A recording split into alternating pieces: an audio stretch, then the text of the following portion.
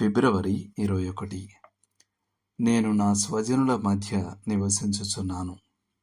రాజులు 2వ గ్రంథము 4వ అధ్యాయము 13వ వచనం. షూనేములో గొప్పదైన ఒక స్త్రీ ఎలీషా ఆ మార్గమున వెళ్ళినప్పుడల్లా అతనికి ఆతిథ్యం ఇచ్చింది. కాలక్రమేణా ఆమె తన భర్తతో ఆ ప్రవక్తకు తన సొంత గది ఉండునట్లు ఒక అదనపు గదిని నిర్మించాలని సూచించింది. దయగల ఈ యజమానురాలికి బహుమానం ఇవ్వాలని కోరి ఎలీషా ఆమె కొరకు తనేమి చేయగలనని అడిగాడు. బహుశా రాజుతో గాని సైన్యాధిపతితో గాని పరిచయం చేయాలా అని అడిగాడు.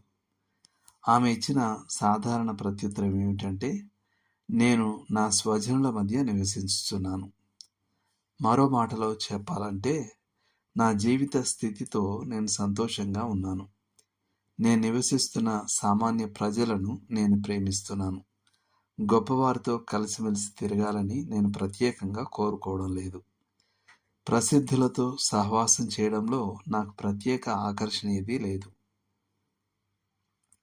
ప్రసిద్ధులు, ధనవంతులు మరియు ఘనత వహించిన వారితో సహవాసం చేస్తే తప్ప ఎన్నడూ సంతృప్తి చెందిన వారు తరచుగా ఒక విషయాన్ని నేర్చుకోవాల్సి ఉంటుంది.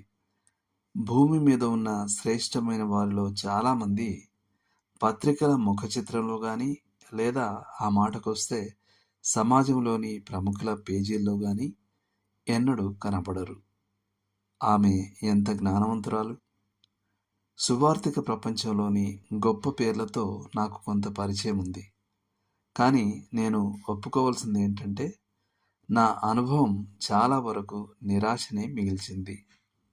క్రైస్తవ పత్రికలలో అట్టహాసంగా ప్రచారం చేయబడే వాటిని నేను చూసే కొలది నా భ్రమలన్నీ అంతకంతకు తొలగిపోయాయి.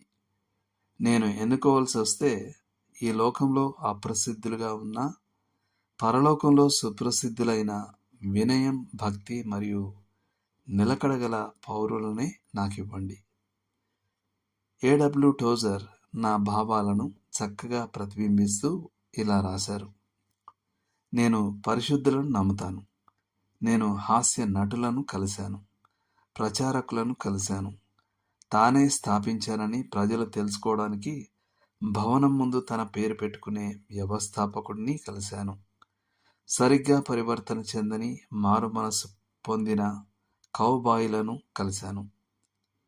నేను యునైటెడ్ స్టేట్స్ మరియు కెనడా అంతటా అన్ని రకాల వింతైన క్రైస్తవులను కలిశాను. కానీ నా హృదయం పరిశుద్ధుల కొరకు వెతుకుతుంది.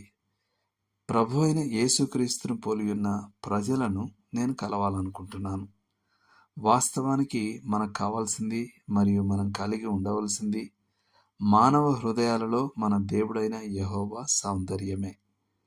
ఆకర్షణీయమైన, మనోహరమైన ఒక పరిశుద్ధుడు 500 మంది ప్రచారకులతో, తంత్రాలు పన్నేవారితో, మతపరమైన యాత్రికులతో సమానం. చార్లెస్ సిమియోన్ ఇటువంటి భావాలనే వ్యక్తపరిచారు. నేను బయలుదేరిన మొదటి రోజు నుండి నేటి వరకు నా సహవాసం భూమి మీదనున్న శ్రేష్ఠులతోనే, మరియు వారిలో ప్రతి ఒక్కరూ ప్రభువు నిమిత్తమై నాకు దయ చూపించడానికి తమ శక్తి కొలది ప్రయత్నించారు. కాబట్టి షూనేము స్త్రీ పలికిన నేను నా స్వజనుల మధ్య నివసించుచున్నాను అన్న మాటలోని ఆత్మీయ గ్రహింపునకు నా ప్రశంసాంజలి. దేవుడు మిమ్మును దీవించునుగాక. ఆమెన్.